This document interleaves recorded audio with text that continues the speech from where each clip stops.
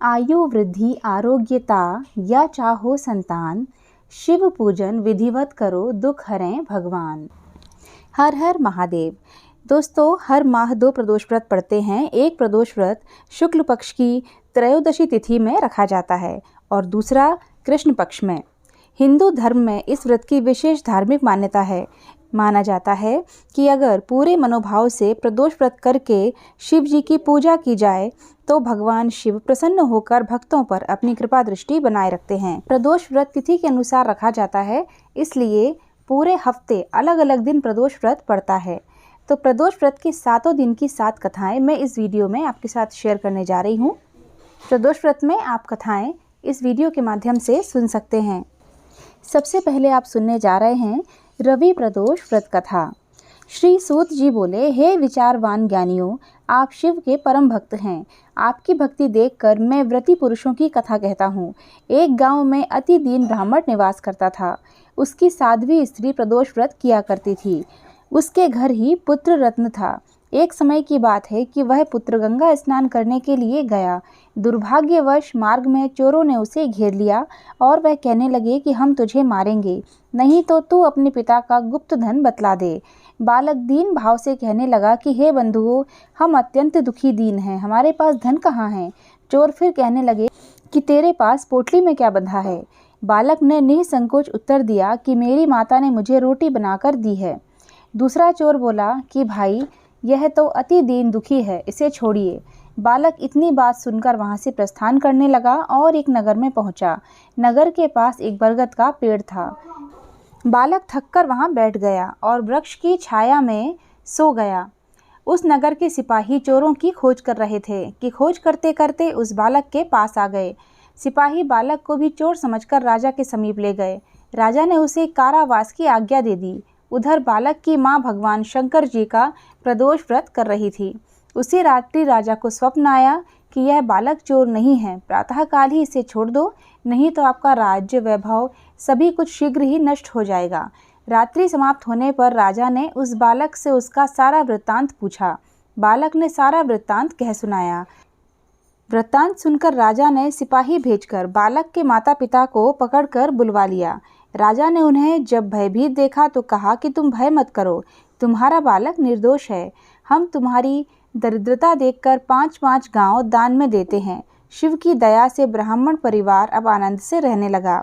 इस प्रकार जो कोई इस व्रत को करता है उससे आनंद प्राप्त होता है।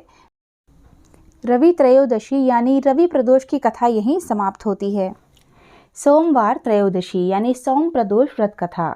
सूत जी बोले, हे ऋषिवरों, अब मैं सोम त्रयोदशी व्रत का महत्व वर्णन करता हूँ। इस व्रत के करने से शिव पार्वती प्रसन्न होते हैं। प्रातः स्नान आदि कर शुद्ध पवित्र हो शिव पार्वती का ध्यान पूजन करें और अर्घ्य दें। ओम नमः शिवाय इस मंत्र का 108 बार जाप करें। फिर स्तुति करें, हे प्रभु, मैं इस दुख सागर में गोते खाता हुआ ऋण भार से दबा ग्रह दशा से ग्रसित हूँ। हे दयालु, मेरी रक्षा कीजिए। शौनक आदि ऋषि बोले, हे पूज्य वर महामते, आपने यह व्रत संपूर्ण कामनाओं के लिए बताया है। अब यह बताने का कष्ट करें कि यह व्रत किसने किया व क्या फल पाया। सूत जी बोले, एक नगर में एक ब्राह्मणी रहती थी। उसके पति का स्वर्गवास हो गया था। कोई भी उसका धीर धरैया न था, इसलिए वह सुबह होते ही अपने पुत्र के साथ भीख मांगने निकल जाती और जो भिक्षा मिलती उसी से वह अपना और अपने पुत्र का पेट भरती थी। एक दिन ब्राह्मणी भीख मांगकर लौट रही थी तो उसे एक लड़का मिला। उसकी दशा बहुत खराब थी। ब्राह्मणी को उस पर दया आ गई। वह उसे अपने साथ घर ले आई। वह लड़का विदर्भ का राजकुमार था। पड़ोसी राजा ने उसके पिता पर आक्रमण करके उसके राज्य पर कब्जा कर लिया था, इसलिए वह मारा मारा फिर रहा था। ब्राह्मणी के घर वह ब्राह्मण कुमार के साथ रहकर पलने लगा। एक दिन ब्राह्मण कुमार और राजकुमार खेल रहे थे। उन्हें वहां गंधर्व कन्याओं ने देख लिया। वे राजकुमार पर मोहित हो गईं। ब्राह्मण कुमार तो घर लौट आया, लेकिन राजकुमार अंशुमति नामक गंधर्व कन्या से बात करता रह गया। दूसरे दिन अंशुमति अपने माता पिता को राजकुमार से मिलाने ले आई। उनको भी राजकुमार पसंद आया। कुछ दिनों बाद अंशुमति के माता पिता को शंकर भगवान ने स्वप्न में आदेश दिया कि वे अपनी कन्या का विवाह राजकुमार से कर दें। फलतः उन्होंने अंशुमति का विवाह राजकुमार से कर दिया। ब्राह्मणी को ऋषियों ने आज्ञा दे रखी थी कि वह सदा प्रदोष व्रत करती रहे। उसके व्रत के प्रभाव और गंधर्व की सेनाओं की सहायता से राजकुमार ने विदर्भ से शत्रुओं को मार भगाया और अपने पिता के राज्य को पुनः प्राप्त कर वहां आनंद पूर्वक रहने लगा। राजकुमार ने ब्राह्मण कुमार को अपना प्रधानमंत्री बनाया। राजकुमार और ब्राह्मण कुमार के दिन जिस प्रकार ब्राह्मणी के प्रदोष व्रत की कृपा से फिरे, उसी प्रकार शंकर भगवान अपने दूसरे भक्तों के दिन भी फेरते हैं। तभी से प्रदोष व्रत का संसार में बड़ा महत्व है। सोम प्रदोष व्रत कथा यही समाप्त हुई। अब मंगल प्रदोष यानी कि भौम प्रदोष व्रत की कथा मैं पढ़ने जा रही हूँ। सूत जी बोले, अब मैं मंगल त्रयोदशी प्रदोष व्रत की विधि का विधान कहता हूँ। मंगलवार का दिन व्याधियों का नाशक है। इस व्रत में एक समय व्रती को गेहूं और गुड़ का भोजन करना चाहिए। इस व्रत के करने से मनुष्य सभी पापों व रोगों से मुक्त हो जाता है। इसमें किसी प्रकार का संशय नहीं है।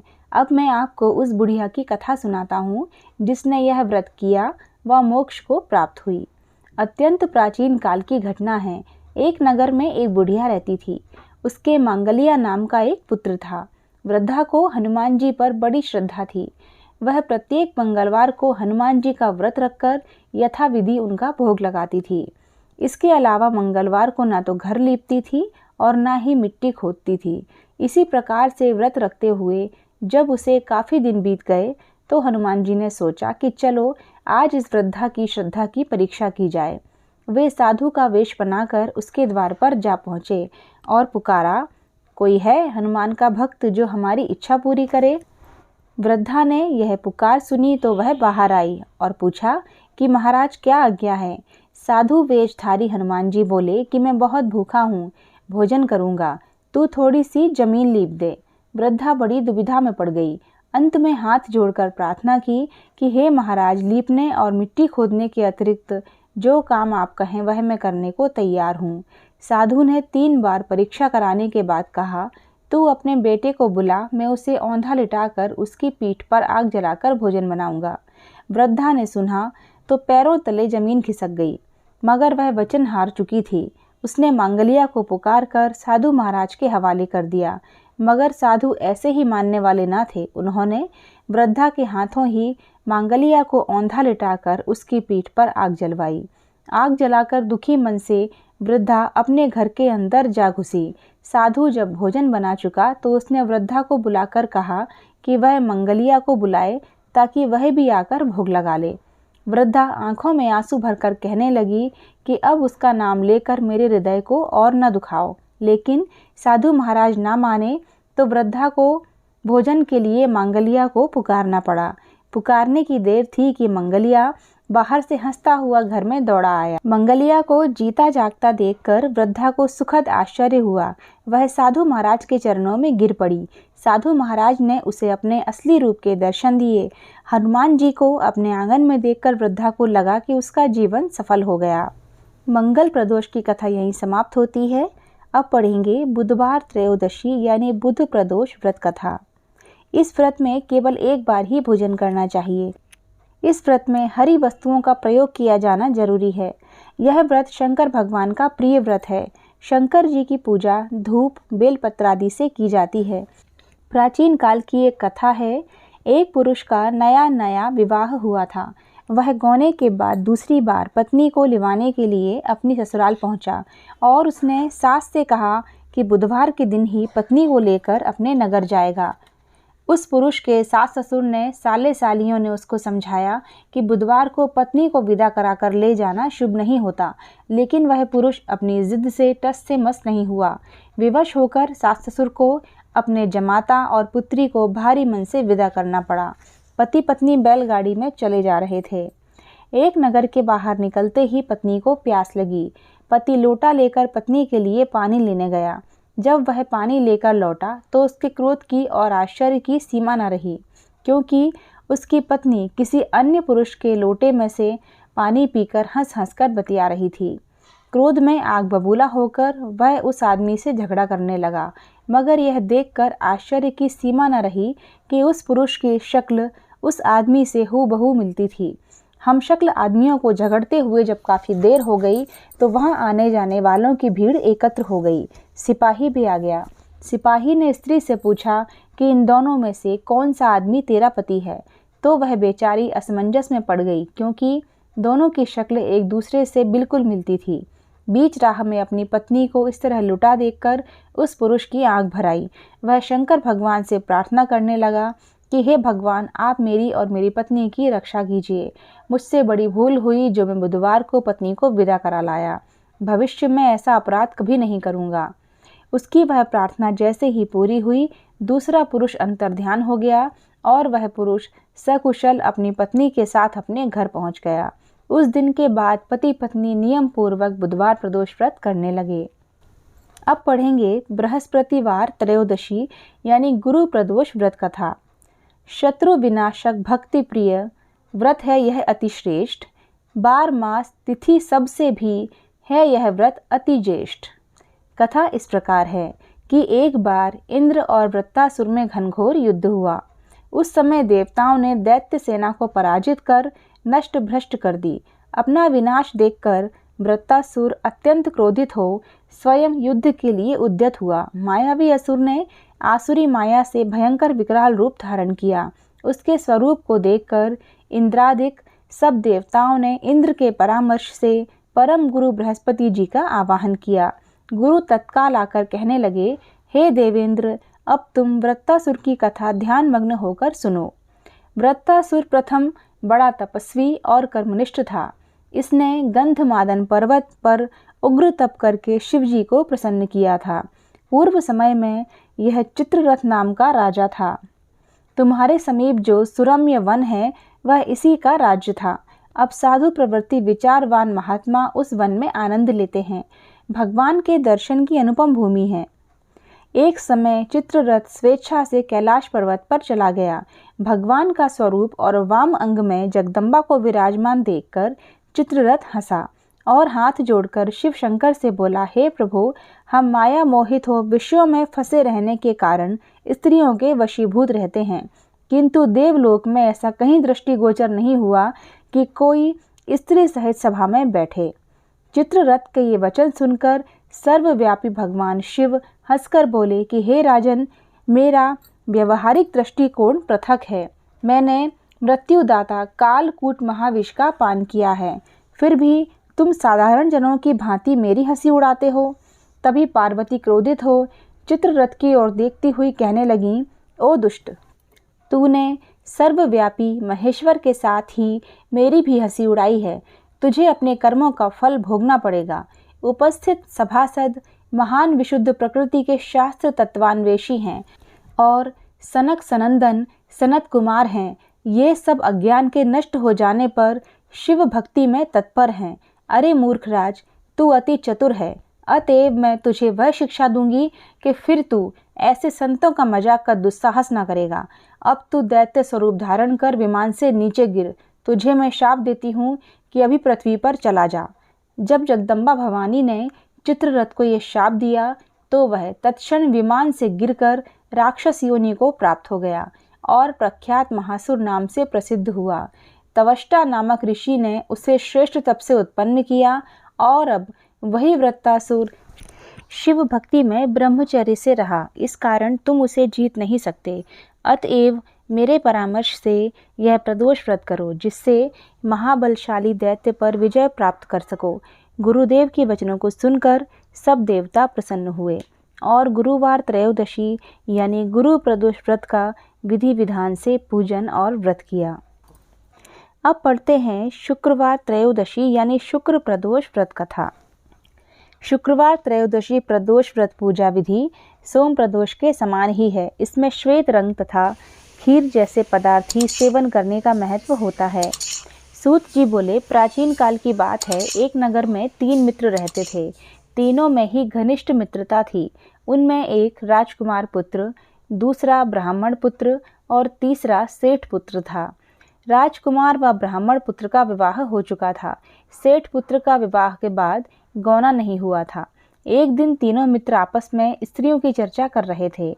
ब्राह्मण पुत्र ने नारियों की प्रशंसा करते हुए कहा, नारीहीन घर भूतों का डेरा होता है। सेठ पुत्र ने यह वचन सुनकर अपनी पत्नी को लाने का तुरंत निश्चय किया। सेठ पुत्र अपने घर गया और अपने माता पिता से अपना निश्चय बताया। उन्होंने बेटे से कहा कि शुक्र देवता डूबे हुए हैं, इन दिनों बहू बेटियों को उनके घर से विदा कराकर लाना शुभ नहीं है, अतः शुक्रोदय के बाद तुम अपनी पत्नी को विदा करा लाना। सेठ पुत्र अपनी जिद से टस से मस नहीं हुआ और अपनी ससुराल जा पहुंचा। सास ससुर को उसके इरादे का पता चला तो उन्होंने उसको समझाने की बहुत कोशिश की, किंतु वह नहीं माना, अतः उन्हें विवश होकर अपनी कन्या को विदा करना पड़ा। ससुराल से विदा होकर पति पत्नी नगर से बाहर निकले ही थे कि उनकी बैलगाड़ी का पहिया टूट गया और बैल की एक टांग टूट गई। पत्नी को भी काफ़ी चोट आई। सेठ पुत्र ने आगे चलने का प्रयत्न जारी रखा, तभी डाकुओं से भेंट हो गई और वे धन धान्य लूटकर ले गए। सेठ का पुत्र पत्नी सहित रोता पीटता अपने घर जा पहुंचा। जाते ही उसे सांप ने डस लिया। उसके पिता ने वैद्यों को बुलाया। उन्होंने देखने के बाद घोषणा की कि आपका पुत्र 3 दिन में मर जाएगा। उसी समय इस घटना का पता ब्राह्मण पुत्र को लगा। उसने सेठ से कहा कि आप अपने लड़के को पत्नी सहित बहू के घर वापस भेज दो। यह सारी बाधाएं इसलिए आई हैं कि आपका पुत्र शुक्रास्त में पत्नी को विदा करा लाया है। यदि वह वहीं पहुंच जाएगा तो बच जाएगा। सेठ को ब्राह्मण पुत्र की बात जंच गई और अपनी पुत्र वधू और पुत्र को वापस लौटा दिया। वहां पहुंचते ही सेठ पुत्र की हालत ठीक होनी आरंभ हो गई। तत्पश्चात उन्होंने शेष जीवन सुखपूर्वक आनंदपूर्वक व्यतीत किया और अंत में वह पति पत्नी दोनों स्वर्गलोक को गए। शनिवार त्रयोदशी या शनि प्रदोष व्रत कथा। पुरातन कथा है कि एक निर्धन ब्राह्मण की स्त्री दरिद्रता से दुखी होकर शांडिल्य ऋषि के पास जाकर बोली, हे महामुने, मैं अत्यंत दुखी हूँ, दुख निवारण का उपाय बतलाइए। मेरे दोनों पुत्र आपकी शरण में हैं। मेरे ज्येष्ठ पुत्र का नाम धर्म है, जो कि राजपुत्र है, और लघु पुत्र का नाम शुचिव्रत है, अतः हम दरिद्री हैं। आप ही हमारा उद्धार कर सकते हैं। इतनी बात सुनकर ऋषि ने शिव प्रदोष व्रत करने के लिए कहा। तीनों प्राणी प्रदोष व्रत करने लगे। कुछ समय पश्चात प्रदोष व्रत आया। तब तीनों ने व्रत का संकल्प लिया। छोटा लड़का, जिसका नाम शुचिव्रत था, एक तालाब पर स्नान करने को गया तो उसे मार्ग में स्वर्ण कलश धन से भरपूर मिला। उसको लेकर वह घर आया। प्रसन्न होकर माता से कहा कि हे माँ, यह धन मार्ग से प्राप्त हुआ है। माता ने धन देखकर शिव महिमा का वर्णन किया। राजपुत्र को अपने पास बुलाकर बोली, देखो पुत्र, यह धन हमें शिव जी की कृपा से प्राप्त हुआ है, अतः प्रसाद के रूप में दोनों पुत्र आधा आधा बांट लो। माता का वचन सुनकर राजपुत्र ने शिव पार्वती का ध्यान किया और बोला, पूज्य, यह धन आपके पुत्र का ही है, मैं इसका अधिकारी नहीं हूँ। मुझे शंकर भगवान और माता पार्वती जब देंगे तब लूँगा। इतना कहकर वह राजपुत्र शंकर जी की पूजा में लग गया। एक दिन दोनों भाइयों का प्रदेश भ्रमण का विचार हुआ। वहां उन्होंने अनेक गंधर्व कन्याओं को क्रीड़ा करते हुए देखा। उन्हें देख शुचिव्रत ने कहा, भैया, अब हमें इससे आगे नहीं जाना है। इतना कह शुचिव्रत उसी स्थान पर बैठ गया, परंतु राजपुत्र अकेला ही स्त्रियों के बीच में जा पहुंचा। वहां एक स्त्री अति सुंदर राजकुमार को देखकर मोहित हो गई और राजपुत्र के पास पहुंचकर कहने लगी कि हे सखियों, इस वन के समीप ही जो दूसरा वन है, तुम वहां जाकर देखकर आ जाओ। मैं यहीं बैठी हूँ, मेरे पैर में बहुत पीड़ा है। ये सुन सब सखियां दूसरे वन में चली गईं। वह अकेली सुंदर राजकुमार को देखती रही। इधर राजकुमार भी कामुक दृष्टि से निहारने लगा। युवती बोली, आप कहाँ रहते हैं? वन में कैसे पधारे? किस राजा के पुत्र हैं? क्या नाम है? राजकुमार बोला, मैं विदर्भ नरेश का पुत्र हूँ, आप अपना परिचय दें। युवती बोली, मैं विद्रविक नामक गंधर्व की पुत्री हूँ, मेरा नाम अंशुमति है। मैंने आपकी मन स्थिति को जान लिया है, आप मुझ पर मोहित हैं। विधाता ने हमारा तुम्हारा संयोग मिलाया है। युवती ने मोतियों का हार राजकुमार के गले में डाल दिया। राजकुमार हार स्वीकार करते हुए बोला कि हे भद्रे, मैंने आपका प्रेमोपहार स्वीकार कर लिया है, परंतु मैं निर्धन हूँ। राजकुमार के इन वचनों को सुनकर गंधर्व कन्या बोली कि मैं जैसा कह चुकी हूँ वैसा ही करूँगी। अब आप अपने घर जाएं। इतना कहकर वह गंधर्व कन्या सखियों से जा मिली। घर जाकर राजकुमार ने शुचि व्रत को सारा वृत्तांत कह सुनाया। जब तीसरा दिन आया, वह राजपुत्र शुचि व्रत को लेकर उसी वन में जा पहुंचा। वहीं गंधर्वराज अपनी कन्या को लेकर आ पहुंचा। इन दोनों राजकुमारों को देख आसन देकर कहा कि मैं कैलाश पर गया था। वहां शंकर जी ने मुझसे कहा कि धर्मगुप्त नाम का राजपुत्र है, जो इस समय राज्य विहीन निर्धन है। वह मेरा परम भक्त है। हे गंधर्वराज, तुम उसकी सहायता करो। मैं महादेव जी की आज्ञा से इस कन्या को आपके पास लाया हूँ। आप इसका निर्वाह करें। मैं आपकी सहायता कर आपको राजगद्दी पर बिठा दूंगा। इस प्रकार गंधर्वराज ने कन्या का विधिवत विवाह कर दिया। विशेष धन और सुंदर गंधर्व कन्या को पाकर राजपुत्र अति प्रसन्न हुआ। भगवत कृपा से वह अपने शत्रुओं को दमन करके राज्य का सुख भोगने लगा। 7 दिन की 7 प्रदोष व्रत कथाएं यहीं समाप्त हुई दोस्तों। अगर आपको वीडियो अच्छा लगा है तो दूसरों के साथ भी शेयर ज़रूर कीजिएगा और हमारे चैनल को सब्सक्राइब करना ना भूलिएगा इसी तरह के और भी यूज़फुल वीडियोस के लिए। फिर मिलते हैं नेक्स्ट वीडियो में। हर हर महादेव।